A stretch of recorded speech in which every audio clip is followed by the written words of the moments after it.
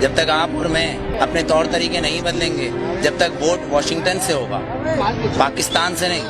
آپ کو لگتا ہے پاکستان میں کبھی الیکشن ہوئے ہیں؟ ہمیشہ سلیکشن ہوا ہے۔ آپ پھر بھی جا رہے ہیں الیکشن میں حصہ لینے۔ میں کبھی نہیں کہتا چینج چاہیے مجھے، کیونکہ شریعت اور قرآن میں چینج نہیں ہو سکتا۔ جو شریعت ہے اور قرآن ہے اس میں کبھی چینجنگ نہیں ہوتی، اور میں کبھی نہیں کہتا کہ مجھے چینج چاہیے۔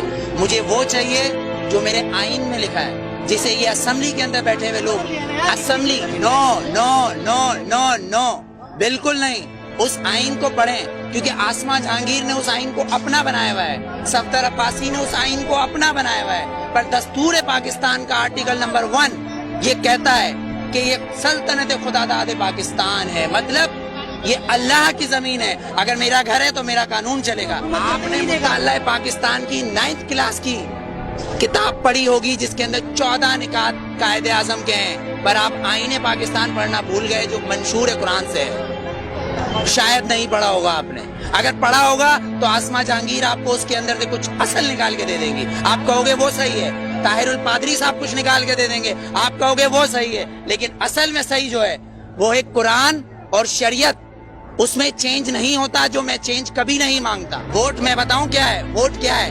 ووٹ کیا ہے؟ ووٹ نے تو فرعون کو بھی چنا تھا، ووٹ نے تو ہٹلر کو بھی چنا تھا، پر میرے نبی کو کسی ووٹ نے نہیں چنا، علی کو کسی ووٹ نے نہیں چنا، عمر کو کسی ووٹ نے نہیں چنا، صدیق کو نہیں چنا، عثمان کو نہیں چنا۔ تو پھر آپ اور میں کیسے ہو سکتے کہ اس ملک کا قانون ووٹ پہ ہو؟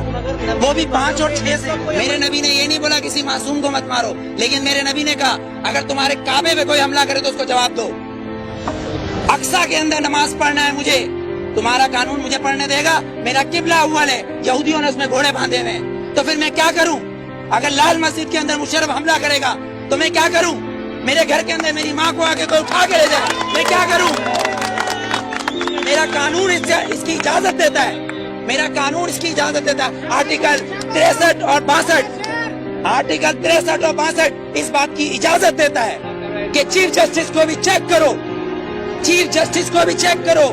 لیکن یہاں تو میں پارکنگ والا کھڑا ہوں، یہ پارکنگ والا میں کھڑا ہوں، یہاں گورنمنٹ آتی کہتی گورنمنٹ کی گاڑی ہے، تو یہ جو گدھے کھڑے ہیں، یہ جو گدھے کھڑے ہیں جن کے ٹیکس سے یہ گورنمنٹ بنتی ہے، جب یہ 10 روپے اور 20 روپے دے رہے ہیں تو یہ گورنمنٹ کیوں نہیں دے گی؟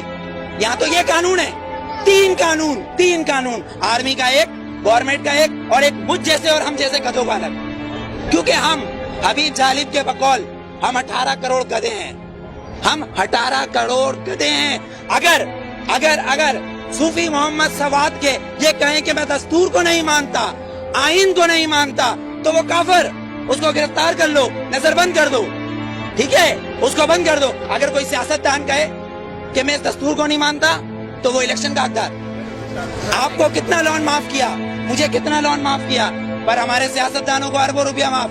بلاول زرداری صاحب کا 30 ارب روپے کا محل رائے میں بن رہا ہے، وہ بھی کس سے لیا ہے؟ ملک ریاض سے، Malik Riaz. No you are not corrupt, I am not corrupt, Malik Riaz is a corrupt, ایک کرپٹ مین ہمارے پریزیڈنٹ کو پیسہ دے رہا ہے اور کہہ رہا ہے رائے میں محل بناؤ، اس لیے کہ نواز شریف کا محل ادھر ہے۔